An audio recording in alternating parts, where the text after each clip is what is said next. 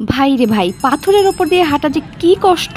অনেকক্ষণ ধরে পাথরের ওপর দিয়ে হাঁটতে হাঁটতে ক্লান্ত হয়ে অবশেষে একটা বড় পাথরের ওপর বসে পড়লাম রেস্ট নিতে। আর এই জায়গাটায় মানুষজনের ভিড়ও কম। লাস্ট টাইম জাফলং এ এসেছিলাম বর্ষাকালে, তখন এই সব পাথর ছিল পানির নিচে, আর এই জায়গাটা আমরা নৌকায় করে ঘুরেছিলাম। এত পাথর এবারই আমি প্রথম দেখছি, মানে যত দূর চোখ যায় শুধু পাথর আর পাথর। তবে এখানে অপরিকল্পিতভাবে অনেক দোকানপাট গড়ে উঠেছে, আর দর্শনার্থীরা খাবার খেয়ে আবর্জনা যেখানে সেখানে ছুঁড়ে ফেলছে। এমনকি খাবারের দোকানদাররা ড্রামে বা বালতিতে সারাদিনের জমানো বর্জ্য আবর্জনা পাথরের উপর ফেলে দিয়ে চলে যাচ্ছে। এসব দেখলে অনেক মন খারাপ লাগে। আমাদের নিজেদের কোনো দায়িত্ববোধ তো নেই, তার উপর এসব দেখার বা নিয়ন্ত্রণ করারও কেউ নেই। কি আর করা, আজকের বিকেলটা কিন্তু অনেক সুন্দর। তো পুরো বিকেলটা আমরা জাফলংয়েই কাটাবো। একটু পরে সানসেট হবে, আমরা এখান থেকে সেটা উপভোগ করব।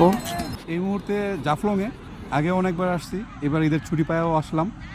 সো জাফলংয়ে দেখার যা পাথর, পিছনে ইন্ডিয়ার পাহাড়, ইন্ডিয়ার বর্ডার, দাঁড়ায় আছি পাথরের উপরে, বিভিন্ন রঙের পাথর, রং বেরঙের পাথর। তো একটু পরে সূর্যটা টুপ করে ডুবে যাবে, তাই ভাবলাম তার আগে সুন্দর একটা ভিডিও করে নেই। আর আপনাদের সাথে দেখা হবে নেক্সট ভ্লগে।